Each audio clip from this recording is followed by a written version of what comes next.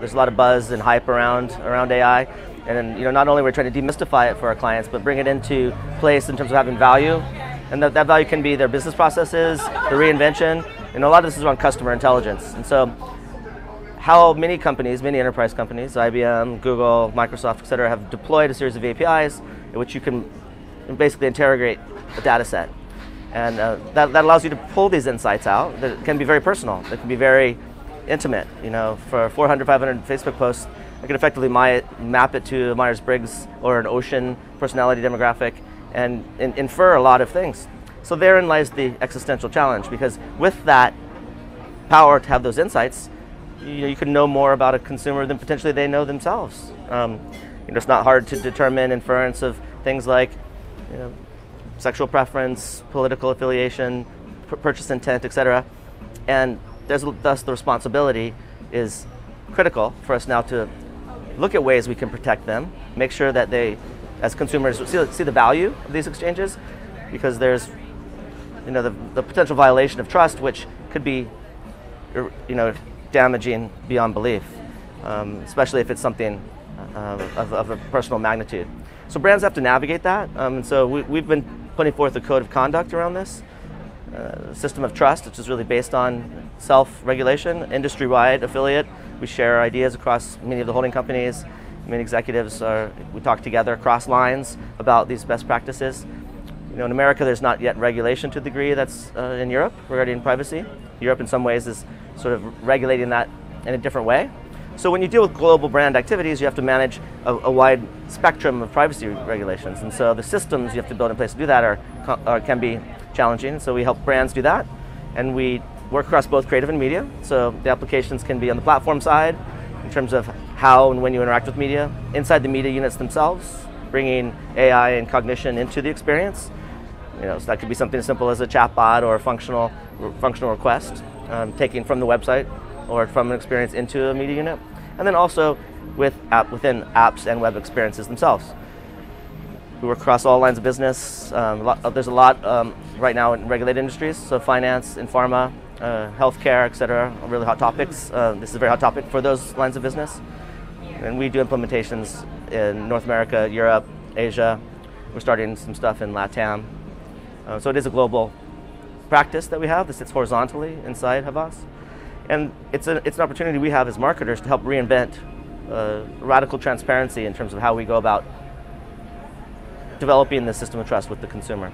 And if you do that right, and you share it the right way, then they realize the value and can have an honest exchange and thus be better. TD Ameritrade is a client of ours that is in America, financial institution, and we've done numerous things with them, but from campaign activity to data-rich platforms.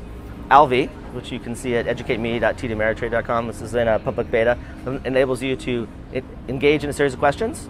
Those questions themselves trigger you to demonstrate how you think. So they're not entirely related to financial services questions. It may be like, if you had a year left in your life, what would you do? Or how would you go about solving this problem? And the point is, after authenticating and giving permission to your computer to record that, text-to-speech, natural language processing, concept insights comes out of that, and you're able to map to a risk profile of an individual. And then we recommend them financial service products and education material, which were collected but not utilized by a lot of consumers. So it's a dynamic education facility, and then that drives a richer investment knowledge and thus becomes a better investment. The brand platform for TDA is confidence, and so in this way, you're able to bring more confidence to the investor. So that's a great example. We've also done some really interesting stuff for ITV News in the UK, where they asked us to help them understand what was happening during the US election. And so we used a similar sort of big data listening where we processed about 1 billion social posts, many of the articles related to the Hillary and Donald debates, media outlets, and in many ways we're able to understand what was happening that led to Donald being elected. Many of us at the time felt this was not a possibility, and many people felt that Hillary was going to run away or perhaps even be a landslide. And that, as you know, it turned out to be different, and the insights that we gained from the platform were around why that happened. And so if you think about that from the context of value, you have 1 billion social posts, you take it down to about 10 million individuals that represent voting intent. We map that across the states, the platform was predicting a Trump win even 2 to 3 weeks before the election. During that time, we were mystified. If you recall, it was a shocker for many of us. And what came out of that was how Donald was doing that. And in many ways, this really stoked up the ethical question in my mind, because if you look at how he was spending his money in digital and on social, he was targeting voters that some of them switched from voting for Obama in the previous election. And how he did that was through very sophisticated targeting and pushing information to people to cause them to think a certain way to support him in the election. So that's a good example of the power that we now have with these technologies. You can predict the future, you can predict outcomes, you can even influence those outcomes and affect behavior.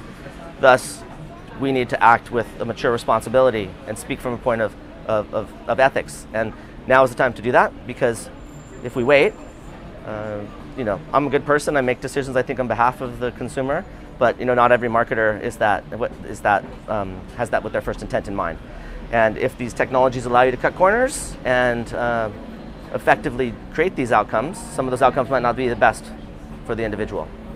So we need to protect ourselves from ourselves and from people that perhaps have nefarious intent at mind. And so those programs are really important. Increasingly, it's not just about privacy. Privacy is a big component of this, and you need to manage that. This is a delicate system of trust that we have between consumers and brands and advertisers at the epicenter of that.